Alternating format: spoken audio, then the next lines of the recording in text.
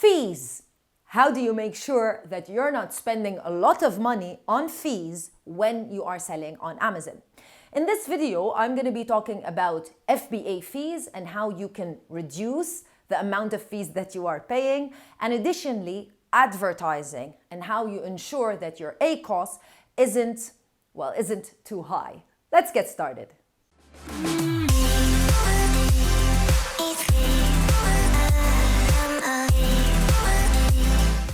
If this is your first time watching a video on this channel, hi, my name is Crystal. I'm the founder of Amazon Sellers Society, and we help entrepreneurs and businesses launch and succeed on Amazon in the Middle East.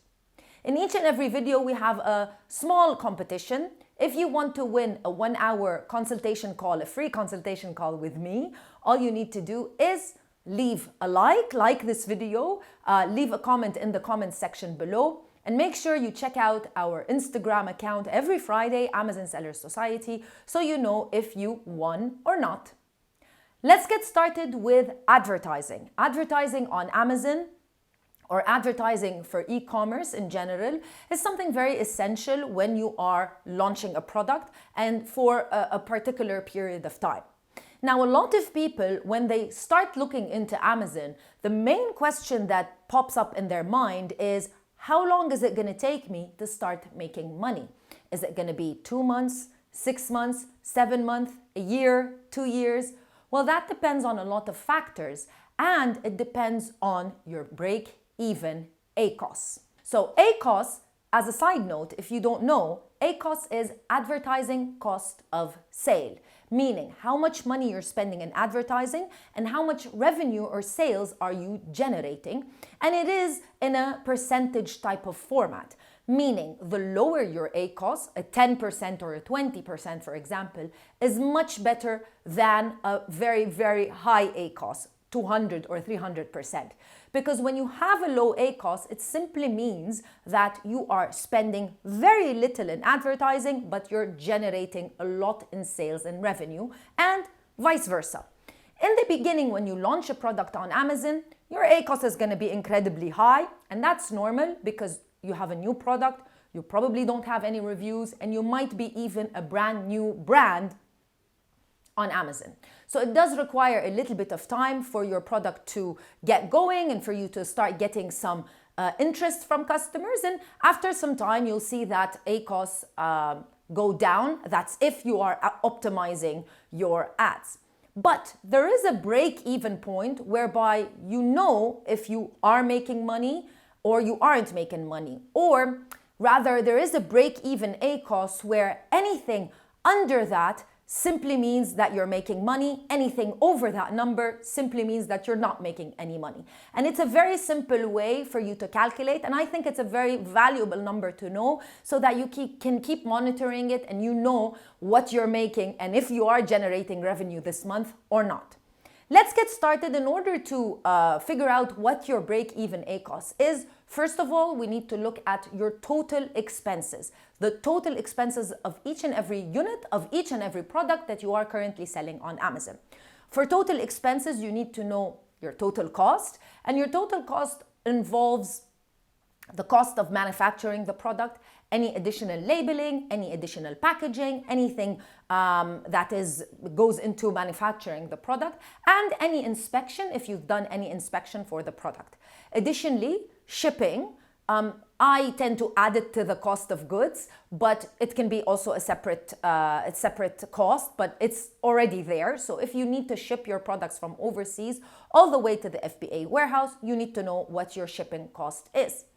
FBA fees, referral fee, which is the percentage of, depending on the category that you're selling in, the percentage that Amazon take from you, as well as any promotions, coupon codes, or anything like that, and any refunds or returns, as well as your advertising costs. So you need to know all of these numbers and figures so that we can come up with the following, or you can complete the following formula.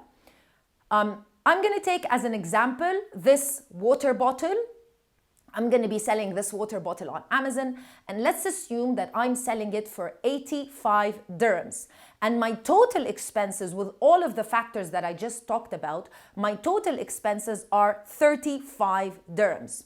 So my break-even price is 45 dirhams, and I got that number by subtracting the total expenses from the selling price. So 80 minus 35 is 45 dirhams.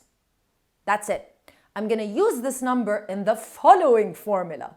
Break-even ACOS. So my break-even ACOS consists of the 45 dirhams that I just figured out, and I divide that by the selling price, which is 80 dirhams, and I multiply it by 100, so I get 56.25%.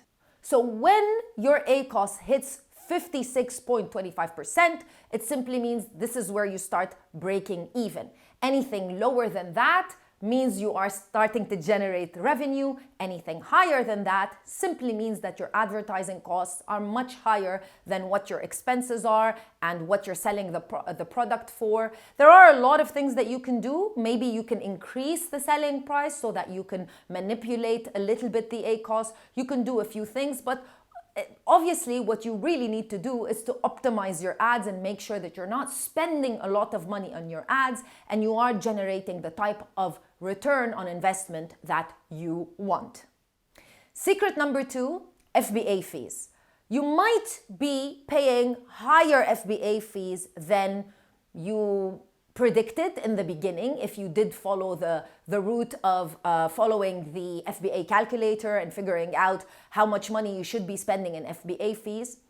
Or you might have done the cardinal mistake of putting just any dimensions for your product without verifying that they are actually the real dimensions just because you were in a hurry. What do I mean by that? So a lot of people, when you want to create your shipping plan, obviously you need to know the exact dimensions of each and every unit.